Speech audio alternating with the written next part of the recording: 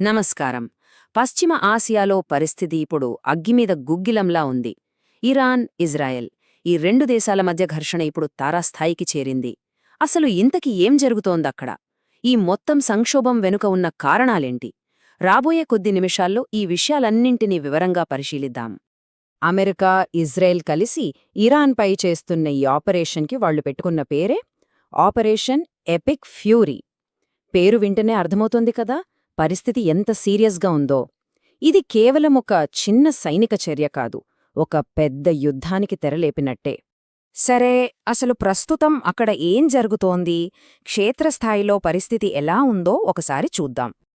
America, Israel దాడుల తర్వాత Iran ఊరికే ఉంటుందా? వెంటనే ప్రతీకార దాడులు మొదలుపెట్టింది. వాళ్ల టార్గెట్లు కేవలం ఇజ్రాయెల్ మాత్రమే కాదు, పశ్చిమ ఆసియాలో ఉన్న దాదాపు అన్ని అమెరికన్ సైనిక స్థావరాల మీద క్షిపణులతో విరుచుకుపడింది. చూడండి, ఖతార్, కువైట్, యుఏఈ, బహ్రెయిన్ ఇలా చాలా దేశాల్లోని బేస్లను టార్గెట్ చేశారు.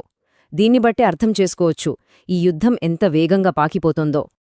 అయితే ఈ దాడులు, ఈ గొడవంతా ఈ రోజో నిన్నో మొదలైంది కాదు. దీని వెనుక కొన్ని దశాబ్దాల చరిత్రుంది. మరి ఈ సంక్షోభానికి అసలు మూలమెక్కడుంది? అదే ఇరాన్ అణు కార్యక్రమం. ఆ కథేంటో చూద్దాం. ఒక్కసారి ఈ టైంలైన్ చూస్తే మనకు మొత్తం కథ అర్థమవుతుంది.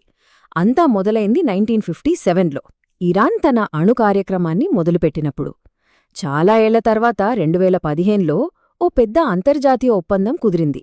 అదే జేసీపీఓఏ, ఇరాన్ అణు కార్యకలాపాలను కంట్రోల్ చేయడానికన్నమాట. అంతా బావుంది అనుకుంటున్న టైంలో 2018లో అమెరికా ఆ ఒప్పందం నుంచి తప్పుకుంది. దీంతో పరిస్థితి మళ్లీ మొదటికొచ్చింది. చివరికి ఈ ఏడాది ఫిబ్రవరిలో జెనీవాలో జరిగిన చివరి చర్చలు కూడా ఫెయిల్ అవ్వటంతో ఇక యుద్ధం తప్పనిసరి అయిపోయింది. సరే, మరి ఈ పోరాటంలో ఇరాన్ బలం ఏంటి? వాళ్ల దగ్గర ఉన్న అతిపెద్ద ఆయుధమేది? అదే వాళ్ల మిసైల్స్. ఆ క్షిపణుల శక్తి ఏంటో చూద్దాం. ముందుగా ఈ బాలిస్టిక్ క్షిపణి అంటే ఏంటో సింపుల్గా చూద్దాం. ఇది మామూలు మిసైల్లా కాదు. దీన్ని పైకి ఆకాశంలోకి ప్రయోగిస్తారు. అది చాలా ఎత్తుకు వెళ్లి తర్వాత గురుత్వాకర్షణ శక్తితో కిందకు దూసుకొస్తుంది. అలా వచ్చేటప్పుడు దాని స్పీడ్ విపరీతంగా ఉంటుంది. అందుకే దాన్ని మధ్యలో అడ్డుకోవటం చాలా కష్టం. అదే దాని స్పెషాలిటీ. ఇక్కడ చూడండి, ఇరాన్ దగ్గరున్న కొన్ని ముఖ్యమైన క్షిపణులివి. సోమర్, సెజిల్ ఇవన్నీ వాళ్లు సొంతంగా తయారు చేసుకున్నవి. వాటి రేంజ్ చూడండి, 2000–3000 కిలోమీటర్లు. అవే కాకుండా చైనా నుంచి తెచ్చుకున్న టాండర్ 69 లాంటివి కూడా ఉన్నాయి. అంటే వాళ్ల దగ్గర సొంత టెక్నాలజీ ఉంది, అలాగే బయటి నుంచి కూడా ఆయుధాలు సమకూర్చుకుంటున్నారన్నమాట. ఆ 3000 కిలోమీటర్ల రేంజ్ అంటే అర్థమేంటి? ఇరాన్ తన దేశంలో కూర్చుని ఇజ్రాయెల్లో ఏ మూలనైనా టార్గెట్ చేయగలదు. అంతేకాదు, ఆ రీజియన్లో ఉన్న ప్రతి అమెరికన్ బేస్ కూడా వాళ్ల రేంజ్లోనే ఉంది. ఇదే వాళ్లకున్న అతిపెద్ద వ్యూహాత్మిక అడ్వాంటేజ్. సరే, ఇరాన్ దాడి చేస్తోంది. మరి దానిని ఎదుర్కోవడానికి ఉన్న ఏర్పాట్లు ఏంటి? ఈ దాడులను అడ్డుకోవడానికి ఎలాంటి టెక్నాలజీ వాడుతున్నారు? ఇప్పుడు ఆ షీల్డ్ గురించి మాట్లాడుకుందాం. ఇక్కడొక విషయం గమనించాలి. అన్ని రకాల దాడులను ఒకే సిస్టంతో ఆపలేరు. ఒక్కో రకం మిస్సైల్కి ఒక్కో రకం డిఫెన్స్ సిస్టమ్ ఉంటుంది. ఉదాహరణకి, చిన్న చిన్న రాకెట్లను ఆపడానికి ఇజ్రాయెల్ ఐరన్ డోమ్ ఉంది. ఇది చాలా ఫేమస్. కానీ ఇరాన్ ప్రయోగించే పెద్ద బ్యాలిస్టిక్ క్షిపణులను ఆపడానికి మాత్రం అమెరికా యొక్క థాడ్ THAAD లాంటి శక్తివంతమైన వ్యవస్థలు కావాలి.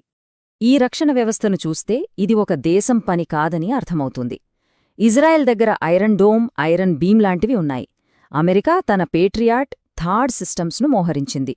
అంతేకాదు, యుఏఈ లాంటి దేశాలు సౌత్ కొరియా నుంచి కొన్న చియోగంగ్ 2s లాంటి సిస్టమ్స్ను కూడా వాడుతున్నాయి. అంటే ఇదొక మల్టీ లేయర్ డిఫెన్స్ నెట్వర్క్ అన్నమాట. ఇక్కడ షాకింగ్ విషయం ఏంటో తెలుసా? ఒక్క మిస్సైల్ని అడ్డుకోవడానికి అయ్యే ఖర్చు, ఒక అమెరికన్ పేట్రియాట్ ఇంటర్సెప్టర్ను ఫైర్ చెయ్యాలంటే అయ్యే ఖర్చు అక్షరాల $4 మిలియన్. అంటే మన కరెన్సీలో సుమారు 33 కోట్ల రూపాయలు. ఆలోచించండి, ఒక్క షాట్కే ఇంత ఖర్చు.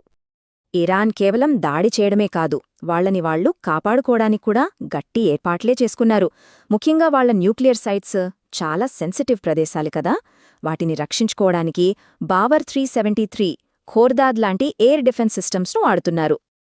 సరే, ఇప్పటిదాకా మనం ఈ రెండు దేశాల మధ్య యుద్ధం గురించి మాట్లాడుకున్నాం. కాని ఈ గొడవ కేవలం ఆ ప్రాంతానికే పరిమితమా? అస్సలు కాదు. దీని ప్రభావం మొత్తం ప్రపంచం మీద, ముఖ్యంగా మనందరి మీద పడుతుంది. అదెలాగో ఇప్పుడు చూద్దాం. ఈ మొత్తం కథలో అత్యంత కీలకమైన ప్రదేశం హార్ముడ్స్ జలసంధి. సింపుల్గా చెప్పాలంటే పర్షియన్ గల్ఫ్లో ఉత్పత్తి అయ్యే చమురు, గ్యాస్ మొత్తం ప్రపంచానికి చేరాలంటే ఈ చిన్న దారి గుండానే వెళ్ళాలి. ఇది గ్లోబల్ ఎనర్జీ సప్లైకి ఒక లైఫ్ లైన్ లాంటిది. ఈ నంబర్లు చూస్తే మనకు దాని ప్రాముఖ్యత ఏంటో అర్థమవుతుంది. ప్రపంచంలో సముద్రం ద్వారా జరిగే మొత్తం ఆయిల్ ట్రేడ్లో దాదాపు 30%, అలాగే లిక్విఫైడ్ న్యాచురల్ గ్యాస్ అంటే ఎల్ఎన్జీ ట్రేడ్లో 20% ఈ ఒక్క చిన్న దారి గుండానే జరుగుతోంది. అందుకే ఇది ప్రపంచ ఆర్థిక వ్యవస్థకు అంత ముఖ్యం. ఇప్పుడసలు సమస్య ఏంటంటే ఈ జలసంధి ఇరాన్ కంట్రోల్లో ఉంది. దీంతో వాళ్లు చాలాసార్లు బెదిరించారు, మేము హార్ముజ్ జలసంధిని మూసేస్తామని.